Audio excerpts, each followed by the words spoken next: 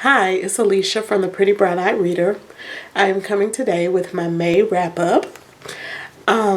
May was a very interesting reading month, and let's just dive right into what I read. The first book I completed during the month of May called Sold by Patricia McCormick. It is a YA book that is set in India, and it's about child sex trafficking that occurs. For me, the story wasn't specific to India to me. It very easily could have happened in the U.S. A young girl is sold by her stepfather into child sex trafficking, and this is something that we've seen on the news that actually occurs in the U.S. as well. So to me, it wasn't anything that was significant that made it have to occur in India. It could have occurred in America or some other country. The story itself was told pretty good. The author writes in a way that, of course, it's not an adult fiction, it's a young adult fiction, so it read very easily. It didn't take long at all to finish it. The main problem I had with the book was the young girl was supposedly waiting on an American to save her from her situation. I think that's kind of a dangerous writing, especially when it's set in another country, but the only people that can save her are Americans. Not a good look. It almost portrayed all of the Indian men as being evil, and only the Americans were the good guys who could save this girl from her situation. So the writing was good. That point right there kind of stuck out for me in the book and made me not feel so wonderful about the author's writing. This was my first book by her, so I'm not sure if this is a common theme or if I want to read another book by her. The second book I read was Between the World and Me by Ta-Nehisi Coates. I absolutely adored the book. A lot of people on Booktube have read it. For me, it brought about a lot of thoughts that I had never thought about. Things that I should know, but I can't know because I'm not an African American male. I'm African American female, so my experience is slightly different from Mr. Coates in that of what he's trying to get his son to understand before he reaches manhood, and even the rest of the world, because this is an open letter for everyone to partake in the wisdom that he is trying to impart on his son. So much has been said on BookTube, so I won't really go into a whole lot of it. There was one quote that really stuck out that Mr. Coates had. He said, "Writing is the art of thinking." And from what I read from this book, he is a maestro. He is an absolute artist. To provoke, have some thought-provoking ideas about race and what has happened to the black body in America. Just to read that I think everyone should, who really wants to understand what is happening with the racism in America. It is a great read to understand. So the bulk of my reading occurred during the Mental Health Awareness Readathon that was hosted by Ashley from the Bookish Realm. So I did a marathon of reading during that week. I finished up 2 books, and I did not complete all 5 challenges that were during the readathon, but I did make headway, and I want to discuss what I read. So one of the challenges was to read a book about where the main character has a mental illness or a mental crisis.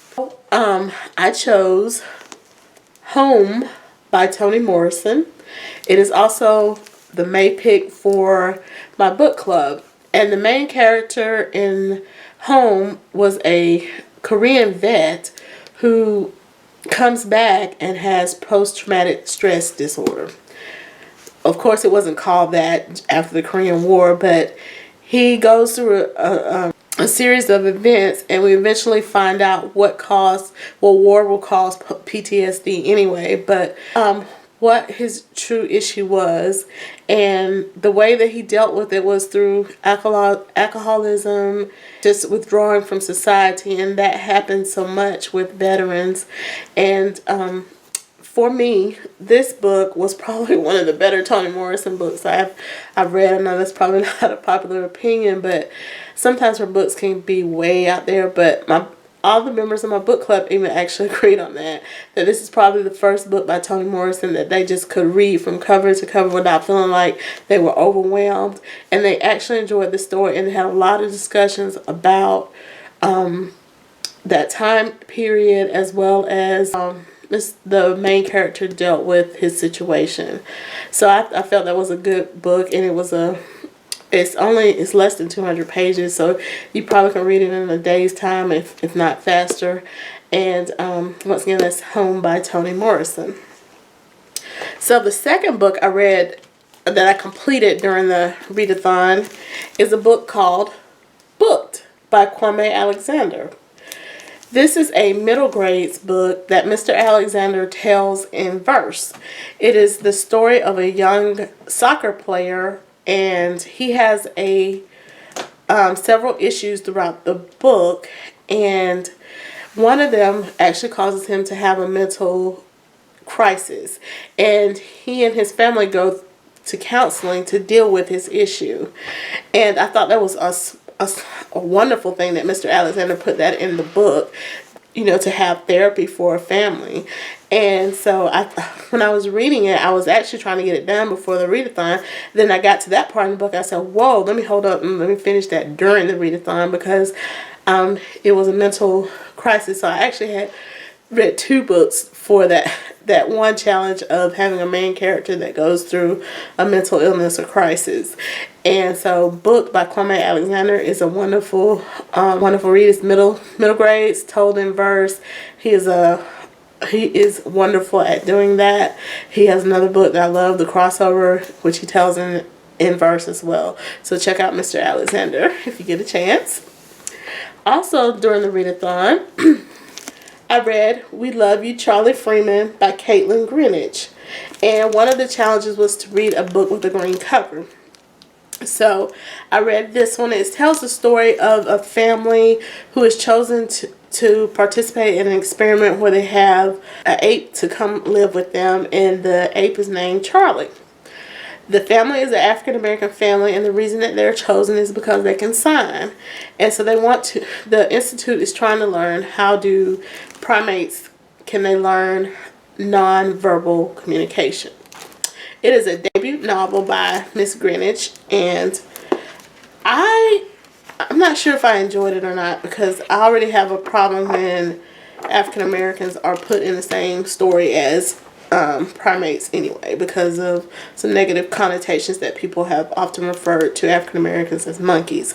So that part already kind of threw me a little bit, but I thought it could be creative in a storytelling, so I thought it would be interesting to read. What I found was the author did a great job showing some mental problems that could occur with having this primate living with the family, and it disrupts the family structure because the mother has to concentrate so much time to try and get the primate to feel acclimated into the family, but at the same time it almost feels like the family gets neglected.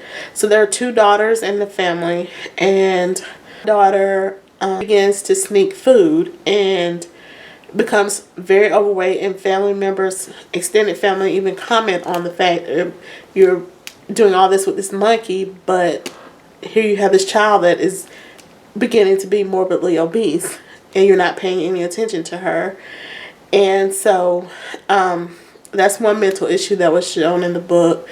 The other daughter, to find out about her sexuality and that she is same-sex loving, and her parents have no idea about that. And so the anguish that she feels for not being able to express herself comes out. And so even though this necessarily, I wasn't going into it thinking that it would have a lot to do with mental health, I still saw where it was how mental health was impacting that family.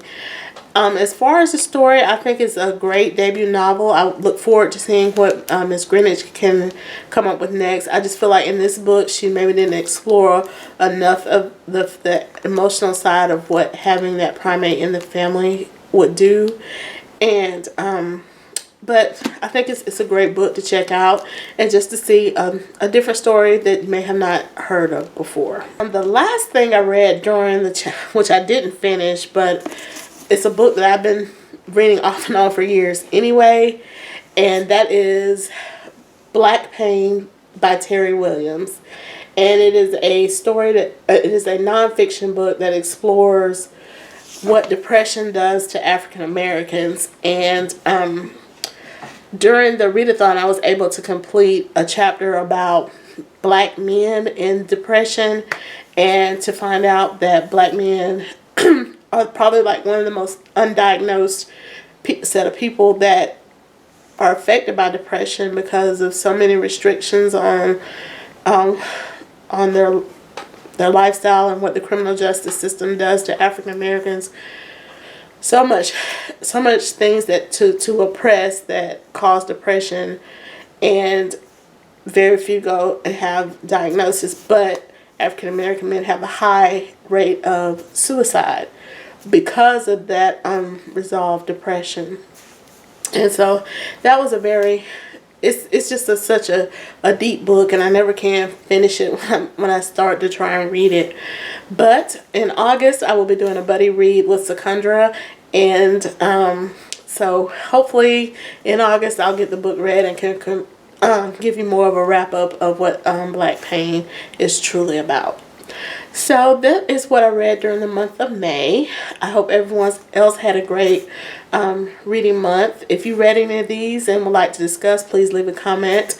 Thank you for watching, and have a great day.